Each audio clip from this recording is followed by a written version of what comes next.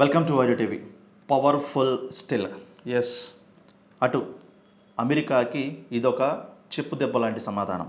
చైనాలోని టియాజిన్ వేదికగా ఎస్ఈఓ శిఖరాగ్ర సమావేశంలో ఆసక్తికరంగా కొన్ని ఫొటోస్ అయితే వైరల్ అయ్యాయన్నమాట. పీఎం మోదీ, చైనా అధ్యక్షుడు జిన్పింగ్, రష్యా అధ్యక్షుడు పుతిన్ ఒకే ఫ్రేమ్లో కనిపించడం ఇప్పుడు అందరినీ ఆశ్చర్యానికి గురిచేసింది. ఒకరినొకరు ఆప్యాయంగా పలకరించుకుంటూ మోదీ, పుతిన్ ఏకాంతంగానూ చర్చించుకున్నారు. అలాగే కాసేపట్లో మోదీ, పుతిన్ మధ్య ద్వైపాక్షిక చర్చలు కూడా జరిగాయనే సమాచారం. ఇవన్నీ ట్రంప్ గుండెల్లో రైలు పరిగెత్తించే అంశాలే అంటున్నారు ఆర్థిక నిపుణులు. మొత్తానికి ఈ సదస్సులో చర్చించుకున్న అంశాలు ఏవైనప్పటికీ కూడా వాళ్ళు పలకరించుకున్న విధానం, ఒకరినొకరు ఆహ్వానించుకున్నటువంటి తీరు చూస్తే మాత్రం మూడు దేశాలు కూడా ఐక్యంగా ముందుకు సాగనున్నాయి అన్న సంకేతం అమెరికాకి ఇప్పటికే ఇచ్చారు.